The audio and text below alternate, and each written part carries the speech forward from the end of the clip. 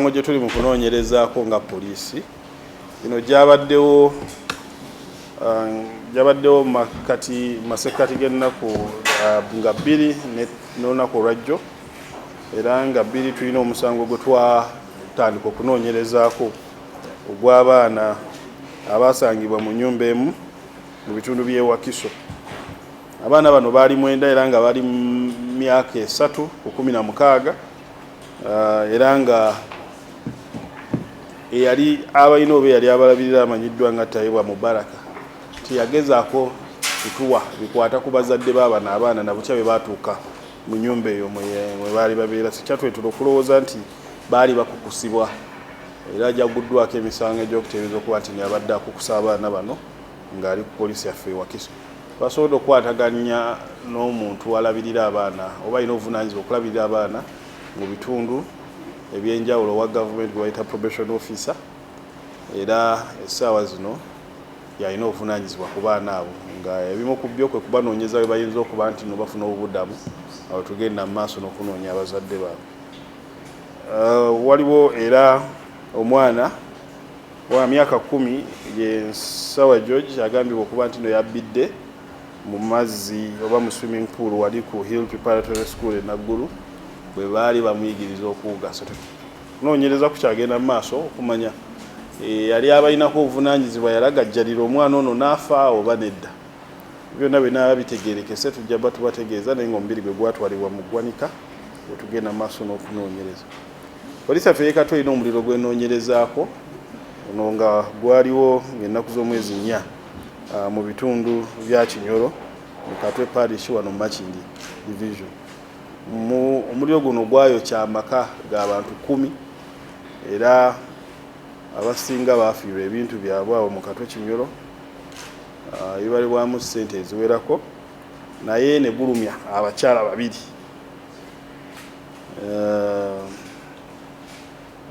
gwalumya abakyala 2 n'omwami omu. So bano batwalibwa mu ddwaliro gye bali mu kufuna obujjanjabi, era ng'enteekateeka ez'okumanya omuliro guno gwavudde ku kyagenda mu maaso. Twongera okulabula abantu okwegendereza emiriro gino, obutaleka muliro nga gwaka bw'oba okumya essigiri ng'omaze ofumba, making sure nti ezikidde, kuba olumu oyinza omala ofumba ng'amanda gakyakyamusa.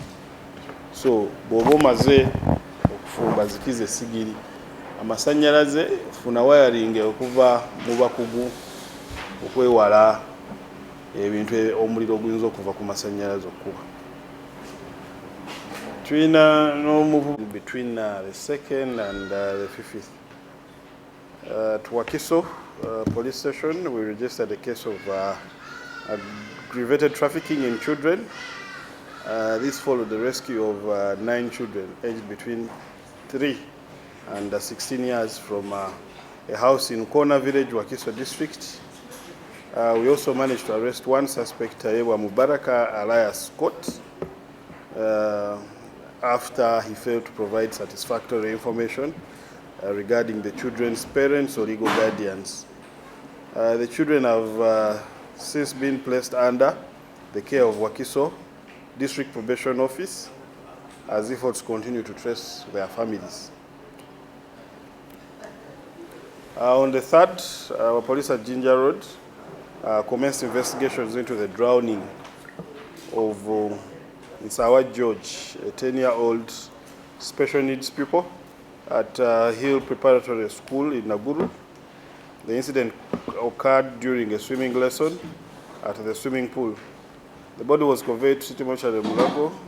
Investigations continue to establish the circumstances surrounding the incident, including whether there was any negligence on the part of the responsible person who was supposed to be supervising the pupils. On the 4th, we did register a fire outbreak.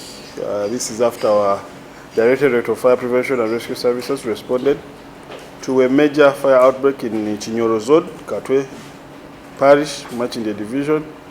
The fire destroyed more than 10 residential structures and placed several families, including those of Tamare, Joseph, Rokot, Simon, Peter, Senono, Lawrence, Bekwaso David, Otiang, John, Bosco, Nyanzi, Kapindu, Nadim, and others, and among others. There are women who sustained some serious burn injuries, 2 of them, and they were rushed to health facilities for treatment. The cause of the fire is still under investigation, but we do caution members of the public to always be very careful when using open fires, and also be careful when hiring persons to do electrical wiring in their buildings. So there is suspicion of an open fire and also maybe a suspicion of a short circuit. So we shall give you more details as they come in. Police also in Kisugu is investigating a sudden death. Why we are investigating this is because the victim is believed to be around 17 years. He's a porter. His colleagues woke up and he was dead, just like that. So the body was conveyed to City Mortuary in Mulago, and there is suspicion he went out drinking the previous day. So we don't know whether the death is related to the drinking or there is something else. However, he didn't have any markings or physical marks on his body that could have been suspected to have caused the death. Right now, an investigation is ongoing. Also, porters just gather around, and right now we don't even know his name because the colleagues just have nicknames. We have also launched an investigation into a suspected murder of an unidentified male child, 2 years of age, about 2 years of age, who was abandoned at a restaurant within Chiwamirembe Catholic Church by an unidentified woman claiming she had come to pray. The child was later found dead after she abandoned the child. The body was later on conveyed to the mortuary in Mulago. What we know is that this woman came within Chiwamirembe, went in the restaurant. She had I would call it she had the child wrapped, placed the child on one of the chairs, and after eating the meal, moved out as if she was going to pick money on her mobile phone and never appeared again. Now, why we suspect that the child was murdered is upon reviewing the body, we realized there were marks in the neck, so it's possibly that the child was strangled and abandoned. So investigations are ongoing, and I shall be giving you more details when they come in. Those were the very few bad incidents we did register. I want to assure you that investigations are ongoing, and shall be having answers very soon in many of the incidents where answers have not been given. Muluganda ezaako onaba akyali mwana myaka 17, ategeeza okuba nti nali myaka 17. Abadde akola nga poota ku site emu esangibwa mu Kisugu. Banne bakeera ku makya kutegeeza chairman nti yakeera ku makya nga tassa, era chairman n'ategeeza police olwabyo okwekebejja mubiri gwe lwakizuula nti yali amaze okufa. Yajjiddwawo n'atwalibwa mu ggwanika, ono byabaddeyo jjo, era essaawa zo tuli mu kunoonyereza. Talina mannya, nga bw'omanya abapoota ebiseera ebisinga baba balina nickname, era ebimu ku bye tuli mu kunoonyerezaako ku byebyo ebimukwatako, naye nga batutegeeza nti yafulumako ku site n'agenda n'anywa aba n'agenda mu kucakala. So tetumanyi oba ebizibu byavuddeeyo oba yafunye ekizibu nga yeebase, ebyonna bijja bba bitegeerekeka, naye kaweefube yenna akolebwa okumanya kye kyamuviiriddeko okuba nti naafa. Waliwo era ettemu lye tuli mu kunoonyerezaako ery'omwana ow'emyaka 2. kigambibwa nti waliwo omukyala atannategeerekeka eyagenze olunaku olwajjo ku kyaki y'ekiwa Mirembe okuba nti naasaba. Olwamala okusaba agambibwa okuba nti nno yalabibwako ng'ayingira mu restaurant